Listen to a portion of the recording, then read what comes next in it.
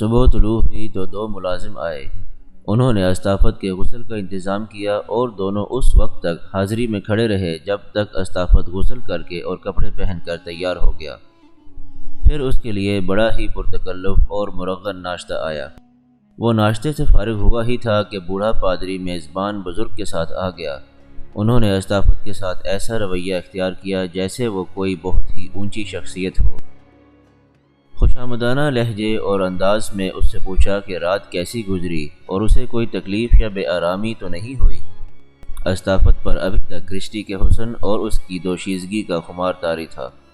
دونوں بوڑھوں نے باتوں باتوں میں وہی بات چھیڑ دی جو گزشتہ رات انہوں نے استافت کے ساتھ کی تھی۔ وہ اسی پر زور دے رہے تھے کہ اب مصر میں عیسائیت کا راج ہوگا۔ استافت کی جذباتی اور ذہنی حالت ایسی ہو گئی تھی جیسے اسے دنیا سے کوئی دلچسپی ہی نہیں رہی تھی۔ گزشتہ رات کرسٹی نے اس کے ساتھ یہی باتیں کی تھیں جو اس کے ذہن میں گونج رہی تھی اور وہ اپنے وجود میں انتقام کی تپش محسوس کر رہا تھا۔ میں نے کچھ فیصلے اور کچھ ارادے کر لیے ہیں، استافت نے پرعزم لہجے میں کہا۔ میں یسوع مسیح کے مقدس نام پر مسلمانوں کو ایسا نقصان پہنچاؤں گا جس سے ان کی کمر ٹوٹ جائے گی۔ سوچا تھا کہ ان کے سپہ سالار کو ہی قتل کر دوں، لیکن یہ ممکن نہیں کیونکہ وہ ہر وقت اپنے محافظوں کے نرغے میں ہوتا ہے۔ اس کی بجائے میں سالاروں کو قتل کر دوں گا اور اس کے ساتھ ہی اپنے قبیلے کے لوگوں سے یہ کہنا شروع کر دوں گا کہ وہ دو دو چار چار کر کے لشکر سے نکلیں اور اپنے گھروں کو پہنچیں۔ واہ واہ، پادری نے بے ساختہ خراج تحسین پیش کرنے کے لہجے میں کہا۔ یہ کوئی معمولی کام نہیں۔ اگر تم یہ کام کر دو تو تمہیں اس دنیا کی بادشاہی ملے گی۔ دونوں بوڑھے کچھ دیر اسی موضوع پر باتیں کرتے رہے اور جب استافت نے کہا کہ بہت وقت گزر گیا ہے، اب اسے واپس جانا چاہیے۔ اس وقت تک استافت کے اندر مسلمانوں کی عداوت بھڑکتی ہوئی آگ کی صورت اختیار کر چکی تھی اور اب وہ آگ بگولے کی صورت ان میں سے رخصت ہوا۔ وہ جب اس گاؤں سے نکلا تو بار بار پیچھے دیکھتا تھا۔ اسے اپنے بزرگ میزبان کی منڈیر پر کرسٹی نظر آ گئی جو ہاتھ اوپر کیے ہلا رہی تھی۔ استافت کے عزم اور عہد تر و تازہ اور مکمل طور پر مستحکم ہو گئے۔ اس نے گھوڑے کو ایڑ لگا دی اور کچھ ہی دیر بعد مجاہدین کے لشکر میں جا پہنچا۔ کریون کی جنگ جاری تھی۔ مجاہدین کریون کی دیواروں تک پہنچنے کے ابھی خواب دیکھ رہے تھے۔ رومیوں نے تو جیسے عہد کر لیا تھا کہ مسلمانوں کو شکست دے کر پسپا کریں گے یا موت قبول کر لیں گے۔ بزنطیہ سے جو کمک آئی تھی اس میں سے کچھ دستے سکندریہ سے کریون بھیج دیے گئے تھے۔ ان دستوں کو مسلمانوں کے خلاف میدان جنگ میں اتارنے کا پہلا تجربہ ہو رہا تھا۔ انہوں نے مسلمانوں کی شجاعت کی بہت باتیں سنی تھی۔ کیرس نے انہیں بھڑکا اکسا کر کریون بھیجا تھا۔ یہی دستے تھے جو جانوں کی بازی لگا کر لڑ رہے تھے اور ان کی دیکھا دیکھی روم کی جو فوج پہلے ہی مصر میں تھی اور مسلمانوں سے خوف زدہ تھی، بے جگری سے لڑ رہی تھی۔ اگلے 8-9 روز اس میدان میں مارکے لڑے جاتے رہے۔ ہر روز یہی منظر دیکھنے میں آتا تھا کہ کسی دن رومی پیچھے ہٹ جاتے اور ان کا جانی نقصان خاصا زیادہ ہوتا، اور کبھی مجاہدین رومیوں کا دباؤ اور ان کے تابڑ توڑ حملے برداشت نہ کر سکتے اور لاشیں پیچھے چھوڑ کر پسپا ہو آتے تھے۔ فتح اور شکست کا فیصلہ ہوتا ہی نہیں تھا، نہ ہوتا نظر آ رہا تھا۔ کریون کی اس جنگ کا آخری مارکہ سنانے سے پہلے بہتر معلوم ہوتا ہے کہ اس محاذ کا ذکر مکمل کر دیا جائے جو کیرس نے مسلمانوں کے خلاف تیار کیا تھا۔ یہ کہنا کہ سپہ سالار عمرو بن عاص رضی اللہ تعالیٰ عنہ کو اس محاذ کی خبر نہیں تھی، صحیح نہیں۔ جاسوس مجاہدین میدان جنگ کے ارد گرد کے دیہات میں مصری دیہاتیوں کے بحروپ میں گھومتے پھرتے رہتے تھے۔ وہ زیادہ تر یہ دیکھتے تھے کہ مقامی لوگوں کی سوچ مجاہدین اسلام کے متعلق کیا ہے اور ان کی درپردہ سرگرمیاں کیا ہیں۔ ان جاسوسوں نے دیہات میں کچھ مخبر بنا لیے تھے جو لوگوں کے گھروں کے اندر کی باتیں بھی بتا دیتے تھے۔ کریون کی جنگ کے دوران جاسوس مجاہدین اور مخبر اطلاعیں دینے لگے تھے کہ دیہات میں پادری قسم کے افراد پھیل گئے ہیں اور وہ لوگوں کو اسلام کے خلاف بھڑکا رہے ہیں۔ عیسائی مخبروں نے بتایا کہ گرجوں میں پادری خطبہ دیتے ہیں تو ان میں بھی اسلام کے خلاف باتیں ہوتی ہیں۔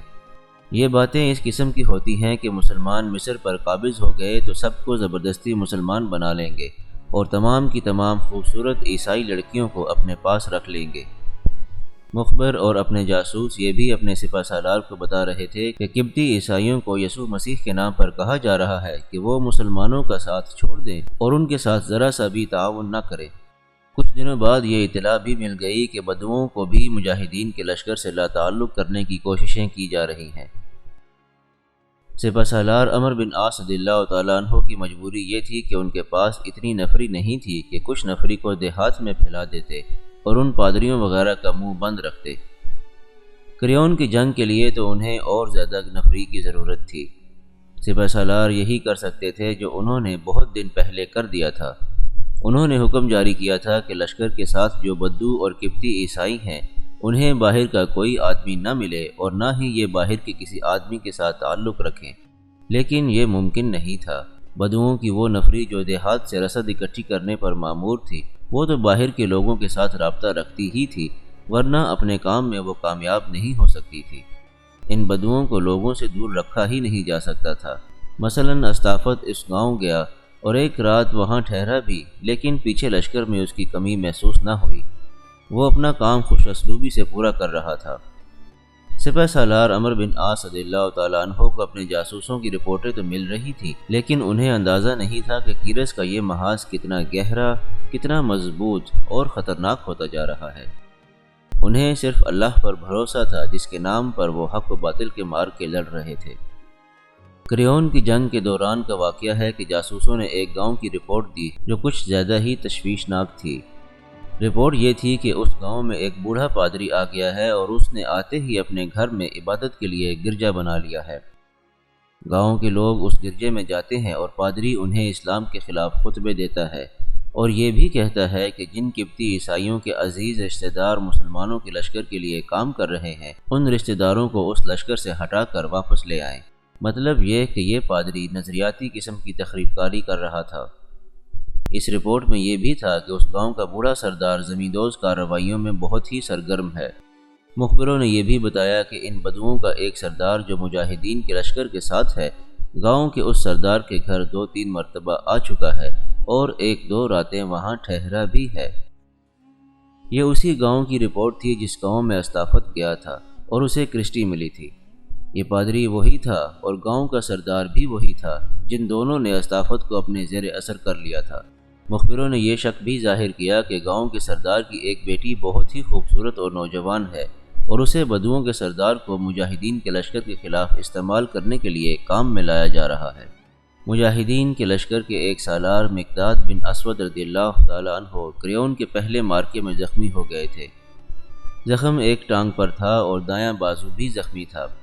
سالار اور مجاہدین زخموں کی پرواہ کیے بغیر لڑا کرتے تھے۔ وہ اس وقت تک لڑتے رہتے جب تک کہ زخم انہیں گرا کر بے ہوش نہ کر دیتے، لیکن سالار مقداد رضی اللہ تعالیٰ عنہ کے زخم ایسے تھے کہ وہ میدان جنگ میں گھوڑے کو اپنے قابو میں رکھنے کے قابل نہیں رہے تھے۔ لڑائی کے دوران گھوڑے کو قدم قدم پر دائیں بائیں آگے اور پیچھے کرنا ہوتا تھا، لیکن سالار مقداد رضی اللہ تعالیٰ عنہ لگام کو اچھی طرح ہاتھ میں نہیں رکھ سکتے تھے۔ اس گاؤں کی رپورٹیں ملیں تو سپہ سالار عمر بن عاص رضی اللہ تعالیٰ عنہ نے ضروری سمجھا کہ اس گاؤں میں جا کر فوری طور پر انسدادی کارروائی کی جائے۔ اس کے لیے ایک سالار کی ضرورت تھی۔ کسی بھی سالار کو میدان جنگ سے نہیں ہٹایا جا سکتا تھا۔ سالار مقداد رضی اللہ تعالیٰ عنہ نے رضاکارانہ طور پر اپنی خدمات پیش کیں اور کہا کہ وہ گاؤں میں جا کر ہر طرح کی کارروائی کرنے کے قابل ہیں۔ عمر بن عاص رضی اللہ تعالیٰ عنہ نے انہیں اجازت دے دی اور ساتھ 2 محافظ بھی بھیج دیے، کیونکہ سالار مقداد رضی اللہ تعالیٰ عنہ اپنا دفاع کرنے کے قابل نہیں تھے۔ 2 اور مجاہدین بھی ان کی مدد کے لیے ساتھ گئے۔ 2-3 جاسوس اور مقامی مخبر پہلے ہی اس گاؤں میں موجود تھے اور گاؤں کے کسی فرد کو معلوم نہیں تھا کہ یہ جاسوس ہیں۔ اس روز استافت ایک بار پھر اس گاؤں میں گیا اور گاؤں کے سردار کا مہمان بنا ہوا تھا۔ اب کرسٹی اسے چوری چھپے نہیں ملتی تھی، بلکہ سب کے سامنے اس کے پاس بیٹھتی اور اس کے جذبات کے ساتھ کھیلتی رہتی تھی۔ استافت تو اب مکمل طور پر اس کے قبضے میں چلا گیا تھا۔ اس نے کرسٹی سے اور پادری سے اور اس گاؤں کے بوڑھے سردار سے وعدہ کیا تھا کہ وہ سالاروں کو باری باری قتل کر دے گا، لیکن ابھی وہ اپنا وعدہ پورا نہیں کر سکتا تھا۔ اس نے موقع ڈھونڈنے کی کوشش کی تھی، لیکن وہ لڑنے والے لشکر میں شامل نہیں تھا، اس لیے لڑائی میں شامل نہیں ہوتا تھا۔ بہرحال اسے ان لوگوں نے اپنا نہایت کارآمد اعلی کار بنا لیا تھا۔ گاؤں کا ایک آدمی دوڑتا ہوا گاؤں کے سردار کے گھر میں داخل ہوا اور اسے بتایا کہ مسلمان فوجی آ رہے ہیں اور ان میں ایک سالار ہے۔ معلوم نہیں اسے کس طرح علم تھا کہ مقداد بن اسود رضی اللہ تعالیٰ عنہ سالار ہیں۔ سردار نے پادری کو اطلاع بھجوا دی کہ ایک سالار 4-5 مسلمان لشکریوں کے ساتھ آ رہا ہے۔ پھر اس نے استافت کو بتایا اور ساتھ یہ کہا کہ وہ کہیں چھپ جائے، ایسا نہ ہو کہ سالار اس گھر کی تلاشی لینے آ جائے۔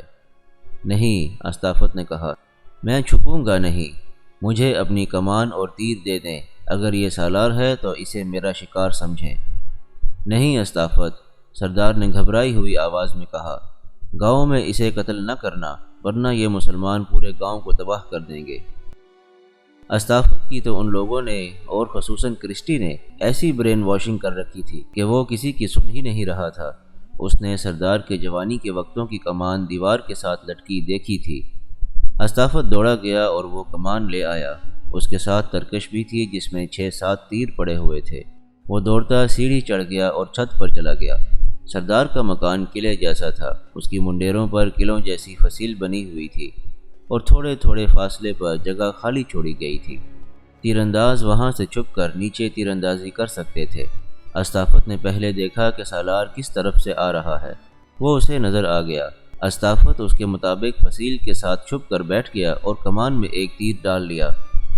یہ بڑے سائز کی اور بڑی سخت کمان تھی، اسے کوئی استافت جیسا طاقتور آدمی ہی کھینچ سکتا تھا۔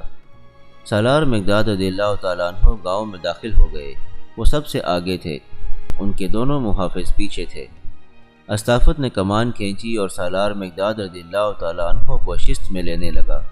یہ اللہ کا کرم تھا کہ ایک محافظ نے ادھر دیکھ لیا۔ اسے کمان نظر آئی جس میں تیر تھا اور تیر انداز کا ایک بازو نظر آیا۔ کمان پوری طرح کھنچ چکی تھی اور اب تیر نکلنے والا ہی تھا۔ محافظ فوراً جان گیا کہ تیر انداز نے سالار کو شست میں لیا ہے۔ وہ اس تیر کو نہیں روک سکتا تھا۔ اس کے پاس کمان اور ترکش ہوتی تو فوراً کمان میں تیر ڈال کر استافت پر تیر چلا دیتا، جو لگتا تو اس کے بازو کو ہی، کیونکہ اس کا صرف بازو سامنے تھا، لیکن یہ فائدہ ہوتا کہ اس کا تیر کمان سے نہ نکل سکتا اور اگر نکل بھی جاتا تو وہ خطا جاتا۔ محافظ کچھ بھی نہیں کر سکتا تھا۔ اس نے یہ کارنامہ کر دکھایا کہ اپنے گھوڑے کو ایڑ لگائی۔ اس کا گھوڑا سالار مقداد رضی اللہ تعالیٰ عنہ کے گھوڑے سے 5-6 قدم ہی دور تھا۔ دوسرے لمحے وہ سالار کے گھوڑے کے پہلو میں تھا۔ اس نے سالار کے گھوڑے کی پیٹھ کے پیچھے بڑی زور سے ہاتھ مارا اور اس کی ایک ٹانگ پر اپنے پاؤں کی ٹھوکر بھی ماری۔ گھوڑا آگے نکل گیا اور عین اس وقت استافت کی کمان سے تیر نکلا۔ ادھر تیر نکلا، ادھر سالار آگے ہو گئے اور تیر محافظ کی گردن میں اتر گیا۔ چونکہ تیر قریب سے آیا تھا اس لیے اس کی نوک محافظ کی گردن کی دوسری طرف سے باہر آ گئی۔ سالار نے پیچھے دیکھا تو انہیں پتہ چلا کہ کیا ہو گیا ہے۔ اتفاق سے ایک مجاہد نے دیکھ لیا تھا کہ یہ تیر کہاں سے آیا ہے۔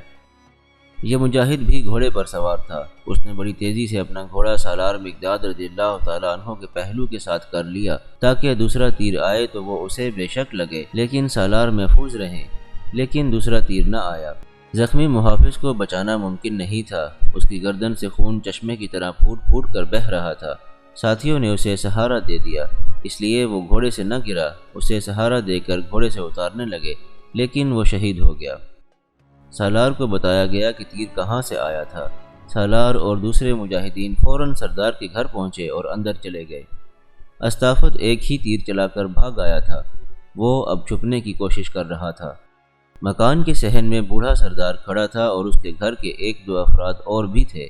سالار نے انہیں کہا کہ گھر میں جتنے افراد ہیں سب کو صحن میں لائے، کوئی اور باہر نہ آیا۔ سالار کے حکم سے مجاہدین مکان کے تمام کمرے دیکھنے لگے۔ ایک کمرے سے کرسٹی برآمد ہوئی، اسے صحن میں لے آئے اور فوراً ہی بعد استافت خود ہی باہر آ گیا۔ تیر میں نے چلایا تھا، استافت نے کہا، اس لڑکی کو پریشان نہ کرنا۔ اتنے میں بوڑھا پادری خود ہی آ گیا۔ سالار مقداد رضی اللہ تعالیٰ عنہ کے ساتھ جو جاسوس مجاہد تھے انہوں نے سالار کو بتایا کہ یہ ہے وہ پادری جو گاؤں کی آبادی کو مسلمانوں کے خلاف واعظ سناتا رہتا ہے۔ سالار مقداد رضی اللہ تعالیٰ عنہ اس پادری کو، گاؤں کے سردار کو، استافت اور کرسٹی کو اپنے ساتھ باہر لے گئے۔ گاؤں کے لوگ تیر سے شہید ہونے والے محافظ کی لاش کے ارد گرد اکٹھے ہو گئے تھے۔ سالار مقداد رضی اللہ تعالیٰ عنہ جب باہر نکلے تو لوگ ان کی طرف متوجہ ہوئے۔ ایک مقامی مخبر نے سالار مقداد رضی اللہ تعالیٰ عنہ کے کان میں آ کر کہا کہ سارے گاؤں پر یہ خوف طاری ہو گیا ہے کہ ایک مجاہد کی موت کے جواب میں پورے گاؤں کو تباہ کر دیا جائے گا۔ سالار مقداد رضی اللہ تعالیٰ عنہ نے یہ بات سنی تو کہا کہ تمام لوگوں کو ایک جگہ اکٹھا کیا جائے۔ دیکھتے ہی دیکھتے لوگ گاؤں کے وسط میں ایک کھلے میدان میں آ گئے۔ گاؤں کی عورتیں دروازوں میں اور اپنی منڈیروں پر کھڑی تھیں۔ گاؤں کے لوگوں، سالار مقداد بن اسود رضی اللہ تعالیٰ عنہ نے بلند آواز سے کہا، مجھے بتایا گیا ہے کہ تم سب پر یہ خوف طاری ہو گیا ہے کہ میں اپنے ایک مجاہد کے خون کا انتقام تم سب سے لوں گا اور گاؤں کو تباہ کر دوں گا۔ اگر مارا جانے والا کوئی رومی فوجی ہوتا تو روم کی فوج آ کر پورے گاؤں سے انتقام لیتی اور اس گاؤں کا کوئی گھر روم کی فوج کے ہاتھوں سلامت نہ رہتا، لیکن ہمارا دستور کچھ اور ہے۔ ہم اسلام کے پیروکار ہیں۔ اسلام میں صرف اسے سزا دی جاتی ہے جو جرم کرتا ہے۔ تمام خوف اور ڈر دلوں سے نکال دو۔ تیر اس ایک آدمی نے چلایا تھا، سارے گاؤں نے نہیں۔ سزا صرف اسے ملے گی اور تمہارے سامنے ملے گی۔ لوگوں میں خسر پسر شروع ہو گئی جو بلند ہونے لگی۔ وہ اطمینان اور مسرت کا اظہار کر رہے تھے۔ میں جانتا ہوں تمہارا یہ پادری تمہیں کیا آواز سناتا رہتا ہے۔ سالار مقداد رضی اللہ تعالیٰ عنہ کہہ رہے تھے، تمہارا یہ مذہبی پیشوا اسلام کے خلاف اور ہمارے خلاف بے بنیاد اور جھوٹی باتیں تمہارے کانوں میں ڈالتا رہتا ہے۔ کیا حضرت عیسیٰ علیہ السلام نے جھوٹ بولنے کی اور دوسروں پر جھوٹے الزام عائد کرنے کی اجازت دی ہے؟ لوگوں کے ہجوم میں سے چند ایک آوازیں سنائی دیں، نہیں، بالکل نہیں۔ حضرت عیسیٰ علیہ السلام نے جھوٹ بولنے کو گناہ قرار دیا تھا۔ ہم کسی کے مذہب میں دخل نہیں دیا کرتے، سالار مقداد رضی اللہ تعالیٰ عنہ نے کہا۔ ہم تمہارے پاس اس پادری کو آزاد چھوڑ دیتے ہیں۔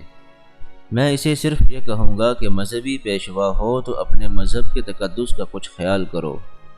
اس کے بعد سالار مقداد رضی اللہ تعالیٰ عنہ نے لوگوں سے پوچھا، کیا تم لوگ گواہ نہیں ہو کہ تیر کہاں سے آیا تھا جس سے میرا ایک مجاہد شہید ہو گیا؟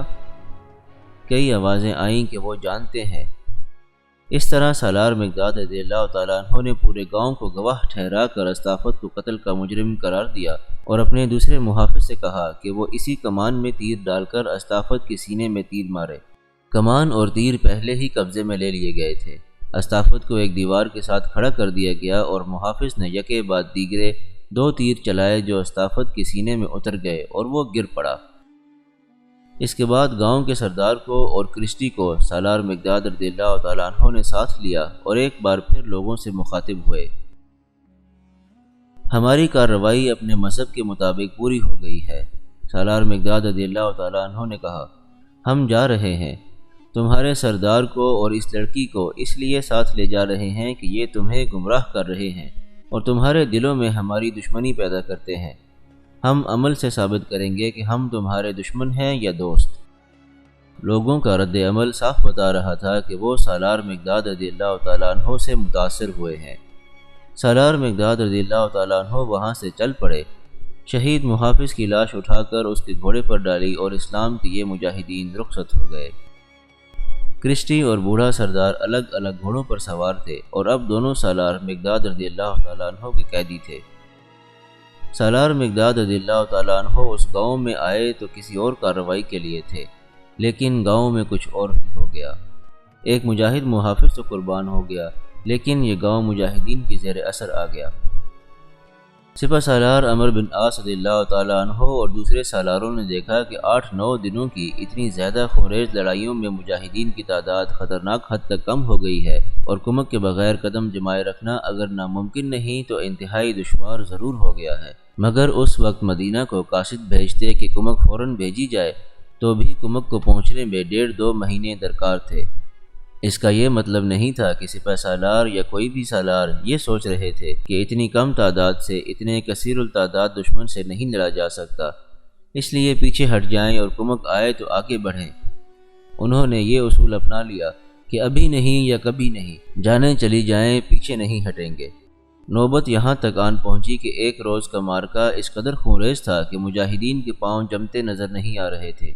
یہ عمرو بن عاص رضی اللہ تعالیٰ عنہ کی دانشمندی تھی کہ انہوں نے ابھی تک محفوظہ کے دستوں کو آگے نہیں کیا تھا، لیکن اس روز انہیں نظر آنے لگا کہ جو کچھ بھی ان کے پاس ہے کو فتح و شکست کی بازی پر لگانا پڑے گا۔ مجاہدین کے لشکر کے ساتھ ان کی خواتین بھی تھیں، وہ بھی جنگ کی صورتحال اور اپنے لشکر کی حالت دیکھ رہی تھیں جو مخدوش ہو چکی تھی۔ ایک شام یہ تمام خواتین سپہ سالار عمرو بن عاص رضی اللہ تعالیٰ عنہ کے پاس جا پہنچی اور کہا کہ وہ مجاہدین کے دو بدوش لڑیں گی۔ ضرور لڑو، سپہ سالار نے کہا، لیکن اس وقت جب ایک بھی مجاہد زندہ نہیں رہے گا۔ خواتین کا اصرار اتنا بڑھ گیا کہ عمرو بن عاص رضی اللہ تعالیٰ عنہ پریشان ہو گئے۔ انہوں نے بڑی ہی مشکل سے خواتین کو لڑنے کے ارادے سے باز رکھا۔ انہوں نے کہا کہ یہ پہلا محاذ نہیں جہاں یہ صورتحال پیدا ہوئی ہے۔ اللہ کا فرمان ہے کہ کئی بار ایک چھوٹی جماعت بڑی جماعت پر غالب آئی ہے، بشرط یہ کہ چھوٹی جماعت ایمان والی ہو۔ مورخ لکھتے ہیں کہ پہلی بار سپہ سالار عمرو بن عاص رضی اللہ تعالیٰ عنہ کے چہرے پر تشویش اور پریشانی کے آثار دیکھے گئے۔ انہوں نے محفوظہ کے ایک دستے کو ساتھ لیا اور کچھ دور پیچھے چلے گئے۔ انہوں نے اپنی امامت میں اس دستے کے ساتھ نماز خوف ادا کی۔ نماز خوف اس وقت ادا کی جاتی تھی جب ہلاکت یقینی نظر آنے لگتی تھی اور سوائے پسپائی کے بچنے کی کوئی صورت نظر نہیں آتی تھی۔ سپہ سالار پسپائی کو تو قبول ہی نہیں کرتے تھے۔ بہرحال عمرو بن عاص رضی اللہ تعالیٰ عنہ نے نماز خوف پڑھی اور ہاتھ پھیلا کر آنسوؤں کی روانی میں اللہ کے حضور التجا کی کہ وہ اپنے عظیم نام کی لاج رکھ لے اور مجاہدین نے جانوں کی جو قربانیاں دی ہیں وہ قبول کر لے اور اس طاقتور دشمن پر غلبہ عطا فرمائے۔ رومی جرنیل بہت ہی خوش تھے، اعلانیہ کہتے پھرتے تھے کہ مسلمان کاٹے جا چکے ہیں اور اب کسی بھی وقت وہ سب بھاگ اٹھیں گے جو زندہ رہ گئے ہیں۔ لیکن اس دن کا سورج غروب ہونے تک مسلمان میدان جنگ میں لڑتے رہے اور کوئی ایک بھی مجاہد خوف زدہ ہو کر پیچھے نہ آیا۔ مجاہدین کو اپنے اللہ پر بھروسہ تھا جس کے نام سے وہ جانیں قربان کر رہے تھے۔ انہوں نے اپنے جسم لہو لہان کرا لیے لیکن جذبے پر آنچ نہ آنے دی، حوصلوں کو مجروح نہ ہونے دیا۔ عمرو بن عاص رضی اللہ تعالیٰ عنہ کو یقین تھا کہ اللہ کی ذات باری ان کی دعا اور ان کے آنسوؤں کو نظر انداز نہیں کرے گی۔ انہوں نے دیکھا کہ جو مجاہدین کی نفری زخمی ہو کر گرتی جا رہی تھی، مجاہدین کے جذبے اور ان کی شجاعت میں اضافہ ہوتا جا رہا تھا۔ ایک مورخ نے لکھا ہے کہ عمرو بن عاص رضی اللہ تعالیٰ عنہ نے جب مجاہدین کا یہ جذبہ دیکھا تو انہوں نے ان کی طرف ہاتھ بڑھا کر بڑی ہی بلند آواز سے کہا، وہ دیکھو اللہ کے نام پر جانیں قربان کرنے والوں کو، وہ موت کے پیچھے دوڑے جا رہے ہیں اور موت ان کے آگے آگے بھاگی جا رہی ہے۔ اب اس جذبے اور اس ایمان کی صرف ایک جھلک دیکھیں جو مجاہدین اسلام کی اصل قوت تھا۔ جسم تو ان کے تھکن سے چور چور اور شل ہو چکے تھے لیکن جذبہ زندہ اور ایمان تازہ تھا۔ یہ واقعہ تقریباً تمام مورخین نے لکھا ہے اور دو مورخین نے اس واقعے کو تفصیل سے بیان کیا ہے۔ واقعہ یوں تھا کہ سپہ سالار عمرو بن عاص رضی اللہ تعالیٰ عنہ کے بیٹے عبداللہ بن عمر بھی ان کے لشکر میں تھے۔ وہ نوجوانی کی عمر میں تھے۔ خاص طور پر پیش نظر رکھیں کہ عبداللہ کو سالاری عہدہ نہیں دیا گیا تھا، اس وقت قابلیت اور اہلیت دیکھی جاتی تھی۔ کوئی امیر ہوتا یا غریب، معاشرے میں اونچی حیثیت کا مالک ہوتا یا اس کی کوئی حیثیت ہی نہ ہوتی، لشکر میں اس کی قابلیت اور ذہانت دیکھی جاتی تھی۔ عبداللہ بن عمر صرف اس لیے قابل احترام نہیں تھے کہ وہ سپہ سالار کے بیٹے تھے، بلکہ ان کا احترام اسی حد تک تھا جس حد تک لشکر میں ان کی حیثیت تھی۔ تاریخ میں یہ واضح نہیں کہ ان کی حیثیت کیا تھی، صرف یہ پتہ چلتا ہے کہ وہ علم یعنی پرچم کے دفاع میں لڑتے تھے۔ پرچم کو بلند رکھنے والوں کو سر دھڑ کی بازی لگانی پڑتی تھی۔ پرچم بردار کا نام وردان تھا۔ وردان عمرو بن عاص رضی اللہ تعالیٰ عنہ کا غلام ہوا کرتا تھا اور پھر انہوں نے اس غلام کو آزاد کر دیا اور وردان مجاہدین کے لشکر میں شامل ہو گیا۔ اس میں لڑنے اور مرنے مارنے کا جذبہ اور جوش حیران کن حد تک زیادہ تھا۔ اس کی اسی بے خوفی اور شجاعت کو دیکھتے ہوئے سپہ سالار نے اسے علم برداری کا اعزاز دیا تھا۔ عبداللہ بن عمر اس کے ساتھ رہتے تھے اور دونوں اکٹھے لڑتے اور تیغ زنی کے ایسے جوہر دکھاتے کہ دشمن علم کے قریب آنے سے گھبراتے تھے۔ عبداللہ اور وردان تو زندگی اور موت کے ساتھی بن گئے تھے۔ ان کے متعلق لشکر میں مشہور ہو گیا تھا کہ زندہ رہیں گے تو دونوں زندہ رہیں گے اور شہید ہوئے تو دونوں اکٹھے شہید ہوں گے۔ گریون کی ان لڑائیوں میں ایک دن عبداللہ بن عمر کچھ زیادہ زخمی ہو گئے اور نڈھال ہو کر بیٹھ گئے۔ تاریخ میں لکھا ہے کہ اس وقت پرچم وردان کے ہاتھ میں تھا۔ یہ صاف پتہ چلتا ہے کہ عبداللہ اور وردان اکٹھے تھے اور حسب معمول شجاعت کے جوہر دکھا رہے تھے۔ وردان نے دیکھا کہ عبداللہ تو بہت ہی زخمی ہو کر بیٹھ گئے ہیں تو وہ بھی رک گیا۔ اٹھ کھڑا ہو بن عمر، وردان نے کہا، خدا کی قسم یہاں بیٹھ جانے والوں کو موت اٹھنے کا موقع نہیں دیا کرتی۔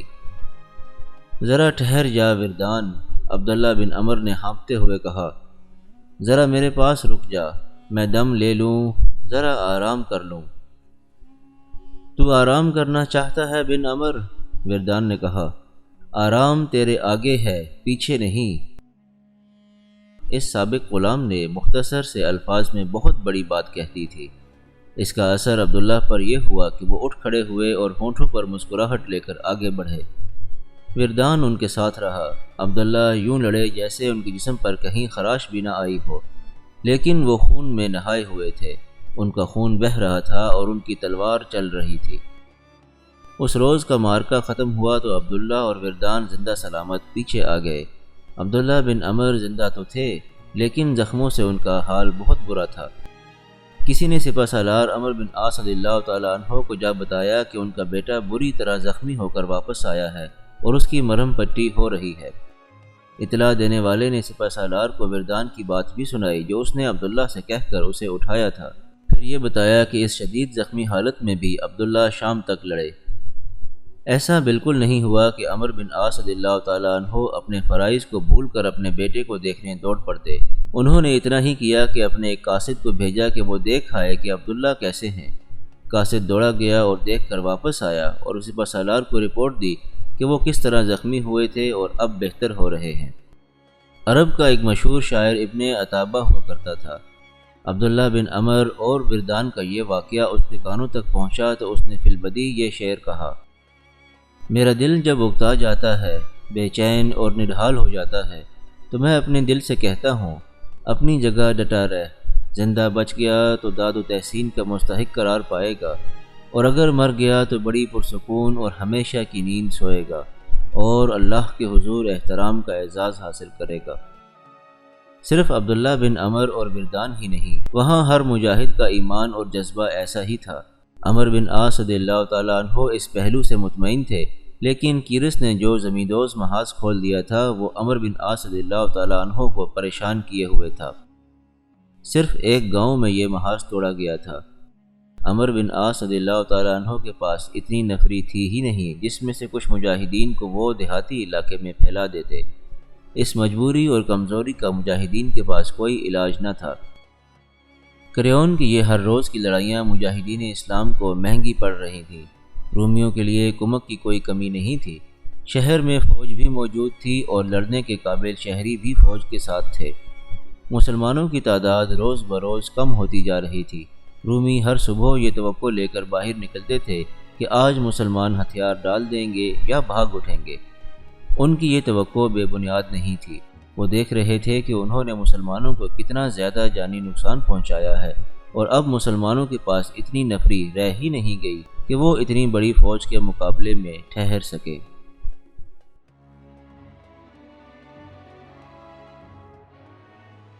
اگر آپ کو ویڈیو پسند آئی ہو تو اس کو لائک اور شیئر کیجیے، چینل کو سبسکرائب کر لیجیے اور بیل آئیکن کو بھی پریس کر دیجیے تاکہ آئندہ آنے والی تمام ویڈیوز آپ کو باقاعدگی سے ملتی رہیں۔